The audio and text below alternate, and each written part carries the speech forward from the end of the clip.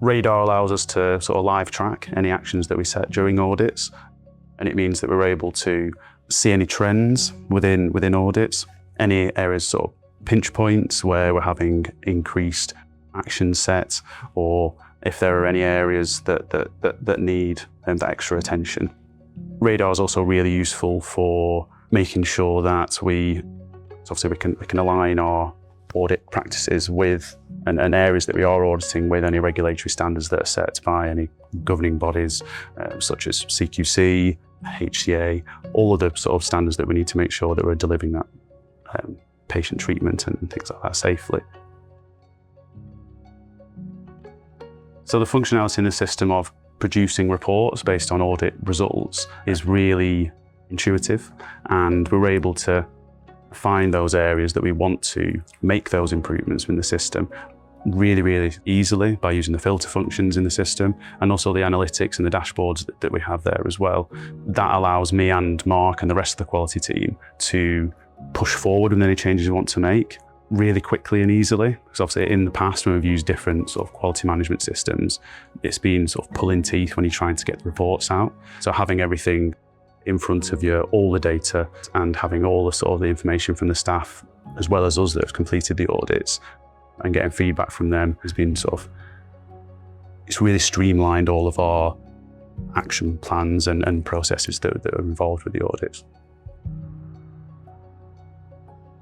So the functionality in the system of producing reports based on audit results is really intuitive, and we're able to find those areas that we want to make those improvements in the system really easily by using the filter functions in the system, and also the analytics and the dashboards that we have there as well. That allows me and Mark and the rest of the quality team to push forward with any changes we want to make really quickly and easily. Because obviously in the past, when we've used different sort of quality management systems, it's been sort of pulling teeth when you're trying to get the reports out. So having everything in front of you, all the data, and having all the sort of the information from the staff, as well as us that have completed the audits, and getting feedback from them has been it's really streamlined all of our action plans and processes that are involved with the audits. So the audit process, we use it to ensure that all of our treatment teams and across sort of various craft groups, like I mentioned with chemotherapy and radiotherapy, we audit the areas that we think there may be, well, not concerns is probably the wrong word, but more any updates or changes to practice. So we roll out internal audits and also external audits, and the internal audits that we use are very sort of heavily based clinically on our teams, assessing for patient safety, any updates that we may need to change in terms of treatment processes or practices that we have.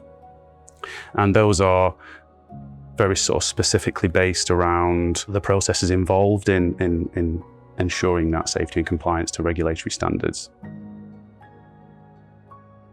So I liaise really closely with heads of service and also the leads in various craft groups that we've got. We regularly review all of our questions, and once we have sort of question groups and various areas that we want to audit assessed and signed off, I then build the audits into the system. I'm primarily in charge of doing that. Obviously I get input from Mark as well to make sure that the questions are aligning to those regulatory standards that I mentioned. After I've built the audits into the system, I then roll out training to all the staff, and that's just usually in feedback sessions and sort of drop-in sessions for staff across all the craft groups. Once those audits are live in the system and are scheduled at a sort of routine cadence, we can then make sure that the internal audit schedule that I've created is running in a way that if there are any areas that we need to have any extra focus on, we can then make sure that they're done at the correct points, really. The actual usability is really good. So the functionality within the system is very nice in terms of building the audits, making any updates. Training staff is also very easy as well, using the staging area in Radar, because I can roll out different types of demos. And one of the areas that we're trying to focus on at the minute is the action plan side of things as well. So when we set actions during the audits, it means that we're able to follow those through very easily, and the training of the staff in that respect is something that is really useful within the system. Recently, we've had some new audits that have rolled out, which have been assessing the use of our point of care testing devices in the nursing team. And by rolling these audits out, it's picked up some really useful sort of trends, and it's allowed us to analyse those actions and any of those areas, those pinch points that are causing potential issues. And then when we've found those areas and those issues, it's meant that we're able to track and potentially mitigate any further concerns or risks in the future for those sort of areas. Getting that data down on paper, which it was obviously done before, was very time consuming. People didn't have the right insights, various staff didn't have access to those areas, and the only way they'd be able to actually access it is either the information be scanned in as a paper document, or they actually go to the site where the audit's being completed. So having it all in a central hub gives everybody who needs access, easy access to the data, and then they can pull any sort of those sort of data-driven insights from the system, make the changes, assign the actions to the correct people, and it gets closed off really nice and efficiently.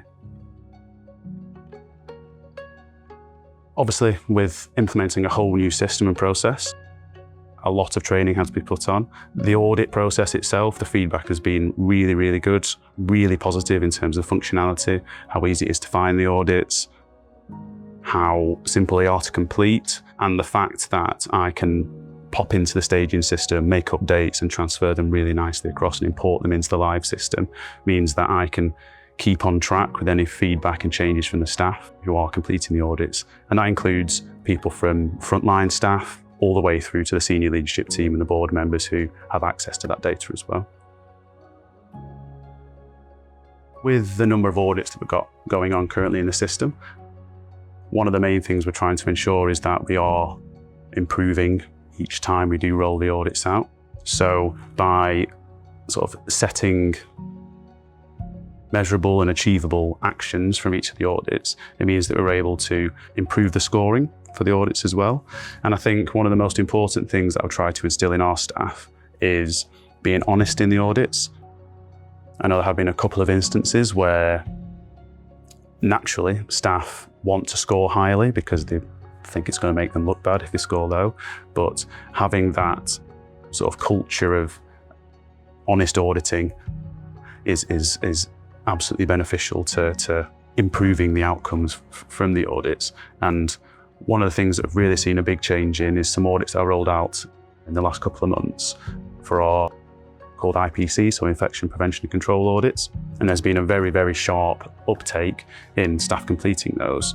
And because they're run, some of them are run weekly for things like chemo pods and chemo treatment rooms, the staff have to go in and assess how clean the room is, then create actions based on whether wall fitting is dusty and those kind of things. And then being able to pull a report and feed that back to the cleaning teams means that those can be actioned really, really quickly. So by having for the IPC audits, it's a 5-star rating system that we've put into that are built into the radar. And you can see, especially through the dashboards and the analytics, there's a really nice sort of gradual increase in our scoring for those sites as well. I think it's really important being able to pinpoint the areas which potentially the performance isn't as good as we would expect or for the standards that we set for ourselves. By using the data that we get from audits, the clinical teams can make sure they are providing the best quality of care for our patients. They also feel more in tune with the improvements that we're trying to implement as well. And that means that we get better staff engagement and more people on board with any changes that we're trying to improve in the system. By using the system based on the locations of the audits being completed, it means that any staff that need to access the data, they can literally log in and have a look. And the permissions section of the system is also really useful for that. So I am primarily in charge of granting the user access and the user controls access. So by assigning the correct roles and permissions to staff, it means that they can look at the audits in different sites and then create their own sort of data and stats to compare against to make sure they're up to the standard that we'd set. Obviously, across all the audits, you get multiple different actions. So by ensuring that we are aligning to the protocols we set for ourselves, as well as the regulatory standards that are set for us by CQC, for example, it means that we are sort of delivering the highest quality of patient care.